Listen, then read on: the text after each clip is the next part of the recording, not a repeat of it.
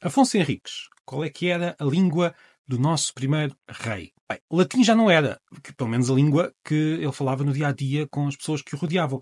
O latim já tinha chegado a estas zonas há muitos séculos. Não era o latim, e mesmo se fosse latim, não nos podemos esquecer que era o latim vulgar, não o latim clássico que está registado na escrita. Era um latim muito alterado. Para simplificar, nós podemos dizer que o latim na Península Ibérica, por essa altura do reinado de Afonso Henriques, estava dividido já em 5 faixas no norte e depois um latim moçárabe, um latim muito influenciado pelo árabe no sul. A nossa faixa é a faixa mais à esquerda, que deu origem depois ao português e ao galego. Mas nesta altura não havia ainda português, ninguém chamava português à língua que se falava.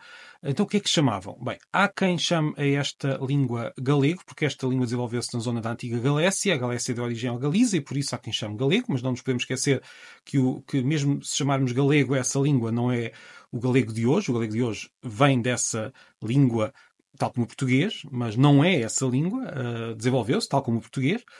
Se desenvolveu de tal maneira que já são duas línguas separadas, ou se ainda são a mesma, é uma boa questão que muitos galegos discutem. Mas pronto, é um nome que algumas pessoas dão a essa língua da altura de Afonso Henriques, galego. Outro nome que é muito comum dar-se desde o século XIX é galego-português, mas é um nome anacrónico, porque ninguém chamava galego-português à língua na época. Portanto, não chamavam português galego. Há quem diga que chamavam, ou pelo menos que haveria algumas pessoas a usar esse termo, mas seria muito raro. Galego-português ninguém chamaria.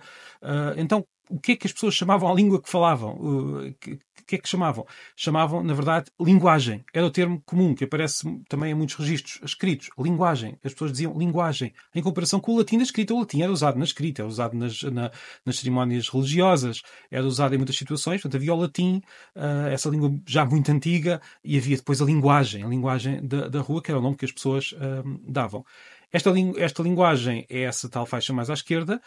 Afonso Henriques certamente saberia também algum latim, de ir à missa, por exemplo, e também saberia falar aquilo que se falaria mais aqui ao lado, por exemplo, na zona de Leão, que é uma língua que hoje podemos chamar leonês. Essa língua ainda hoje existe e em Portugal também é falada, tem o nome de mirandês. Portanto, Afonso Henriques também perceberia e talvez dissesse algumas palavras naquilo que hoje nós chamamos mirandês, tal como também falaria na tal linguagem que nós hoje, depois de muitos desenvolvimentos posteriores, chamamos português. Já agora, nosso primeiro rei, tudo indica, não sabia escrever. Era analfabeto, como muitos nobres da altura. Quase toda a população era analfabeta. As pessoas que sabiam ler e escrever eram muito poucas. Portanto, a resposta não é simples, mas se tivermos de escolher uma palavra para designar a língua que Afonso Henriques falaria naquela altura, que já agora era muito parecida tanto naquilo que é hoje a Galiza como naquilo que é hoje o Norte de Portugal, mas se tivéssemos de escolher uma palavra, seria linguagem.